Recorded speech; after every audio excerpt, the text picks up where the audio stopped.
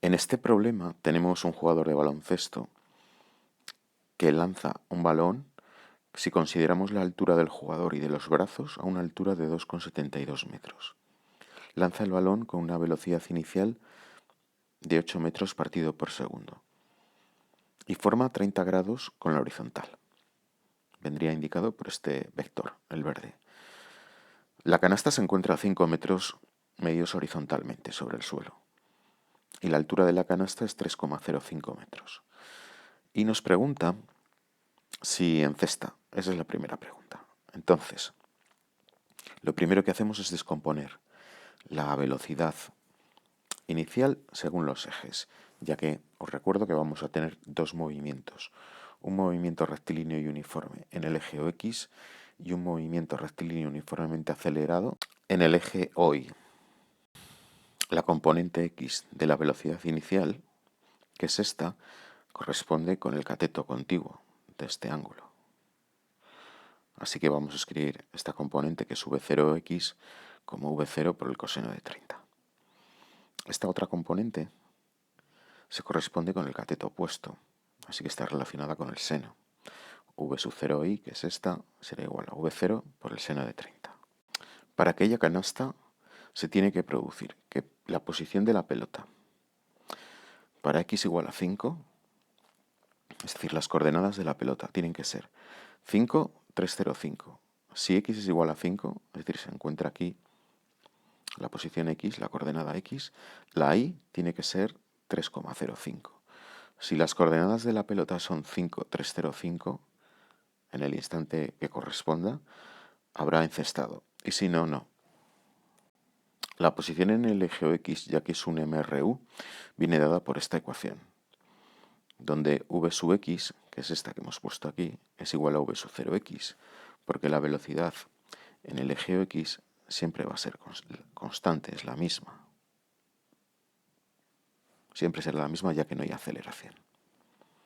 Nosotros queremos calcular el tiempo que tarda en alcanzar la posición X igual a 5. Entonces, si sustituimos, nos queda que la posición queremos que sea 5. La posición inicial en el eje X es 0, porque nosotros situamos el origen en este punto.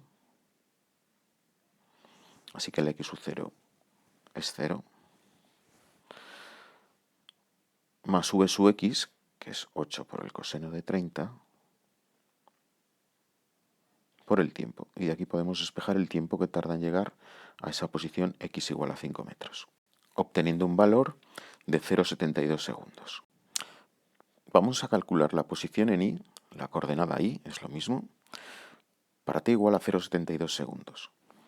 Como esa posición se encuentra en el eje OY, y en el eje OY tenemos un movimiento rectilíneo uniformemente acelerado, ya que existe una aceleración que es la gravedad, que apunta hacia abajo, vamos a utilizar esta ecuación para calcular cuánto vale la y cuando t es igual a 0,72 segundos.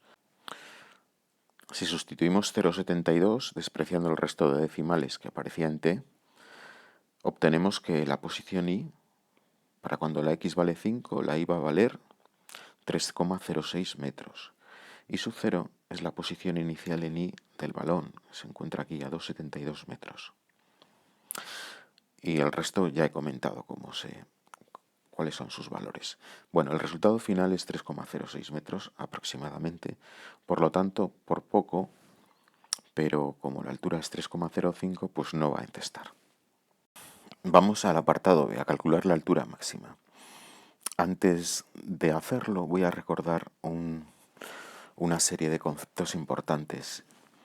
En estos movimientos parabólicos, la velocidad, estos puntos amarillos representan puntos de la trayectoria del balón. La velocidad en el eje X, v sub x, es siempre constante, como he dicho antes, y podríamos representarla con estas flechas, estos vectores azules. En cualquier punto tiene el mismo valor, porque no hay aceleración en el eje X, luego no va a variar la velocidad.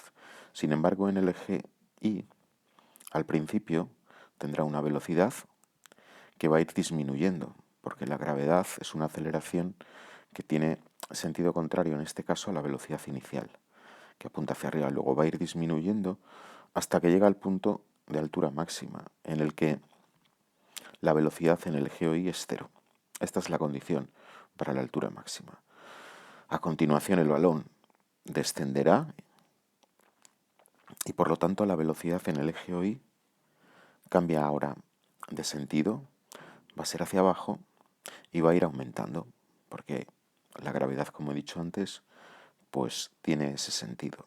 Luego va a ir aumentando el valor del módulo en v sub i.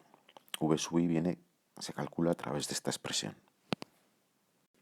La velocidad resultante en cada punto es la suma vectorial de esas componentes. Vemos como en el punto de altura máxima la única velocidad que va a tener es en el eje x, v sub x, porque v sub i es cero, y esa es la velocidad que va a tener en el punto más alto. Es decir, dibujaríamos el vector velocidad verde, que es la velocidad resultante coincidente con el azul. Y a partir de ahí, pues exactamente igual.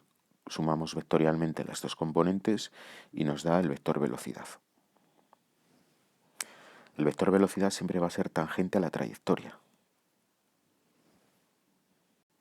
En nuestro apartado, la altura máxima vendrá dada cuando la velocidad en el eje OY sea cero, como he dicho.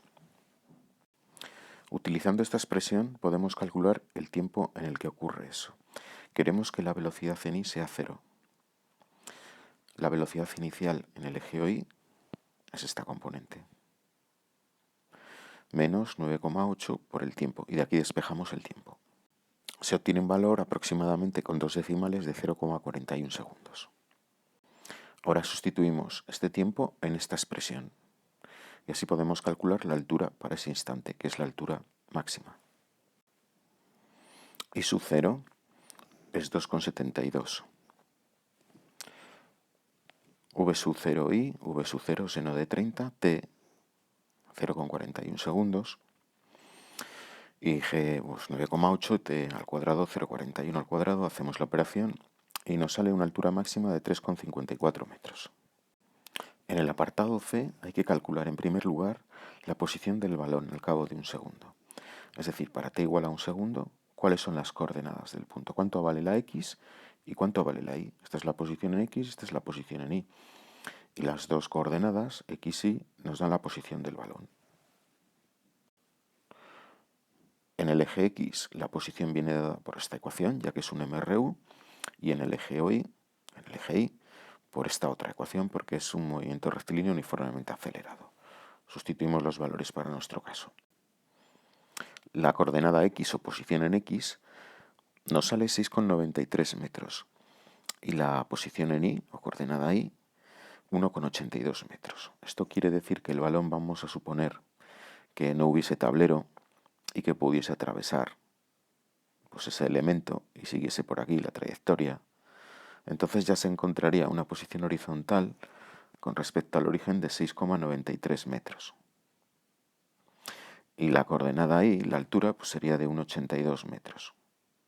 ¿Vale? Esas serían las coordenadas o la posición del balón. Para el instante t igual a un segundo. Nos preguntan que si está subiendo o bajando. Obviamente ya sabemos que si está a esa altura de 1,82, pues no sé, aproximadamente por aquí, podría ser, pues tiene que estar bajando. Pero vamos a demostrarlo calculando la v sub i. Si la v sub i apunta hacia abajo, es que está bajando. La v sub i apuntará hacia abajo si es negativa. Entonces vamos a calcularla. V sub 0i es v sub 0 seno de 30 y el tiempo pues es un segundo. Si hacemos la operación nos sale menos 5,8 metros por segundo. Como es negativo, pues está bajando, cosa que ya sabíamos al calcular la posición del balón. Es otra forma de demostrarlo. En el apartado D tenemos que calcular la velocidad del balón al cabo de 0,5 segundos. ¿Cuánto vale el vector velocidad en ese instante? V sub x es constante, como ya he mencionado anteriormente a lo largo de todo el problema. Su valor es de 8 coseno de 30, 6,93 metros partido por segundo. V sub i la vamos a calcular como V sub 0i menos g por el instante, considerado que es 0,5. El resultado es de menos 0,9 metros partido por segundo. Esto nos indica que ya está bajando el balón. Si yo dibujo las componentes, pues tengo V sub x, que es positiva a lo largo del eje X, y V sub y, que es negativa. Para nuestro criterio, negativo es que apunta hacia abajo. Entonces, la suma vectorial de estas dos componentes me da la velocidad, que es lo que me pregunta el apartado D, la velocidad. Así que yo el vector velocidad lo puedo escribir como la suma de esas dos componentes, que será V sub x por el vector unitario y menos, porque apunta hacia abajo, 0,9, y el vector unitario que nos da el sentido, nos da la dirección del eje OI es el vector J, metros partido por segundo. Y esta sería la forma vectorial de escribir esta velocidad en ese instante. Podemos calcular el módulo como la raíz cuadrada de V sub x al cuadrado más V sub i al cuadrado.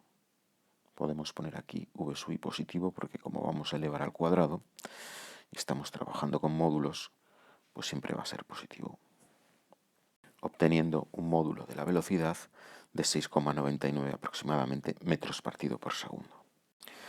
Podríamos calcular también el ángulo alfa que forma este vector con la horizontal a través de la tangente. La tangente se calcula como en este triángulo rectángulo, como el cateto opuesto, que es V sub i, menos 0,9, entre el cateto contiguo, que es V sub x, 6,93.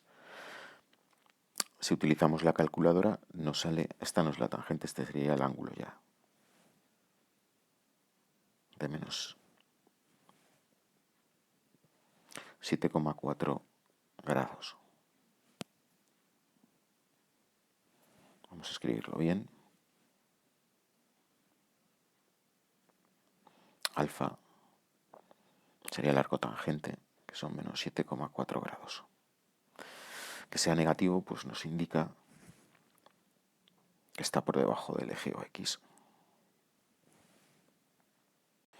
En el apartado último, vamos a calcular cuánto tarda en llegar al suelo. Eso ocurrirá cuando la posición en I, la coordenada I, sea 0. Así que como es en I, pues planteamos esta ecuación, la de un MRUA, y hacemos que la posición final sea 0. Conocemos la posición inicial, la velocidad inicial en el eje Y por el tiempo, menos un medio de 9,8, que es 4,9 por t cuadrado. Y tenemos una ecuación de segundo grado que vamos a resolver. Obtenemos dos soluciones, una negativa, que no tiene sentido físico, esta no nos vale, y la otra, que es la correcta, de 1,26 segundos. Ese es el tiempo que tarda en llegar al suelo el balón. Para calcular el alcance máximo, tenemos que sustituir este instante, que es el que tarda el balón en llegar al suelo, este tiempo, y calcular qué distancia horizontal desde el origen ha recorrido. Ese será el alcance máximo. Como es una distancia en el eje OX, aplicamos esta expresión, que corresponde a un MRU. La posición inicial del balón en el eje OX es 0. V sub x es V sub 0x a lo largo de todo el problema, como he comentado varias veces. 8 por el coseno de 30 por el instante en el que queremos calcular esa distancia, que es 1,26. Así que sustituimos y obtenemos el alcance máximo, que es de 8,73 metros, suponiendo que no hubiese tablero y que el balón pudiese atravesar por aquí y seguir describiendo esta trayectoria parabólica. Y con esto finaliza el problema.